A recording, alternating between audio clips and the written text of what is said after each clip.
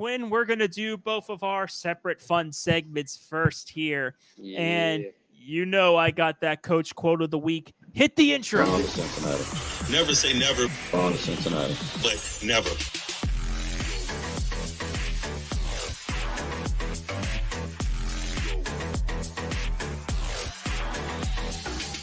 All right, Quinn. So for my coach quote of the week here, it was inevitable that this man was going to be on, and that is my man Mike Tomlin of the Pittsburgh Steelers. This, to good into detail, this was kind of a weird question asked by a reporter. I don't know why they were asking this. So against the Broncos, this was a bit longer ago when this happened, but it was so funny. Russell Wilson got a game ball for doing nothing, but it was because he got revenge on his former team. And people were calling it like the pity ball and everything. And I think these reporters were trying to get friction between Russ and Fields, or like, how did they feel about this or anything? And I think I believe what they asked Tomlin is like, why did you do this? Or like, what's your process into giving the game ball to him or whatever? He had a very funny quote. Listen to it. Mike Justin mentioned how rewarding it was to get the win in Denver for Russ. He said you gave out a petty game ball. Is that something that you've done often? Is it rewarding for you to get that win for him? You know, none of your businesses, respectfully. There's certain things that go on among teams that I don't talk about. Whether it gets out or how it gets out is unimportant to me, and I'm not overly guarded against it. But it's just certain things as a leader that I talk to the collective about that I have zero intentions of sharing with the larger public, because it's about our collective and how we come together and how we appreciate and support one another. And, I can't give you all the ingredients to the hot dog. You might not like it. Quinn, I don't think anyone wants to know the ingredients to a hot dog. So good point, Mike Tomlin. And also to the none of your business, respectfully, just made me die laughing. Yeah, it was weird. It was Fields that said like pity game ball. So of course they got to try to start friction. But Tomlin's the master. If it's not Belichick, it's him of deflecting questions like that. So just incredible. Quinn, for new viewers, because yes, we definitely have new viewers. You want to explain your segment? All right. So disappointing dimwits. I'm going to take a look at the most poor performances by individual players and crown the king of the disappointing dimwits. Of course, the offensive coordinator. It was at this moment that he knew. Play here, and then what in the wide world is that? You guys suck.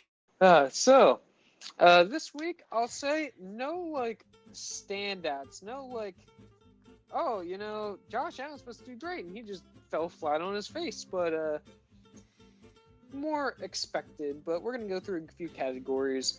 We'll start by saying I didn't really have any quarterbacks this week. None of them did atrocious. So then there's worse performances by some other players. So we'll jump to tight end first with the Ravens. Everybody? That's fair. A lot of tight ends did poorly. But I'm going to highlight the Ravens tight ends of Mark Andrews, who was supposed to be great. And like you said, played 33% of snaps roughly and got 0 yards and 0 receptions. That's just disappointing. Then you have Isaiah Likely, who, managers didn't do well. Clearly Likely did well. I mean, they scored a lot of points, right? No, 1 catch for 4 yards. He likely did. It's likely disappointing. So, yeah, that's just bad. We'll jump over to running back here. So, first we have Ezekiel Elliott. He was on last week, I do believe. He was just kind of... I mean, people aren't really expecting much from him, but 3 carries for 6 yards is just atrocious. I know he's washed now and just bad, but, how washed and bad can you be? You're supposed to be a goal line back and do well, but no. Also, another previous Cowboys running back, Pollard, got 6 carries for 14 yards. So a little more carries than Elliott, but 14 yards. That's bad. He is on the Titans, so take that for what you will. But I mean, he has some decent weeks as a Titan, so very disappointing from the running back position there. And finally, we have the wide receivers. First, I'll put Mike Evans.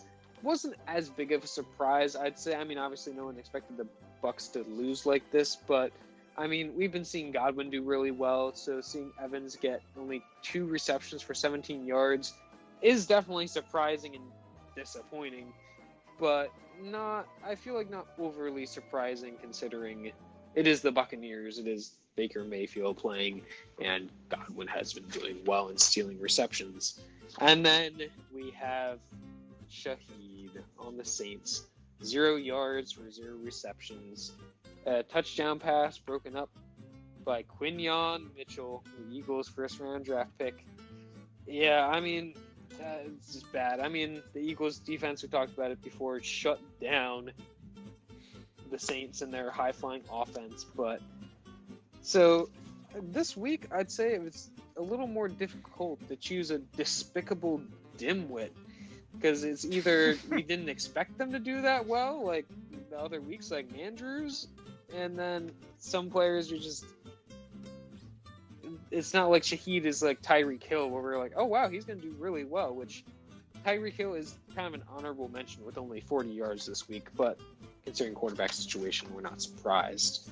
But yeah, we're going to go ahead and we'll give Raheed Shaheed the crown of despicable dimwit this week, and getting 0 receptions. Despicable dimwit of the week! Yeah. You freaking dimwits.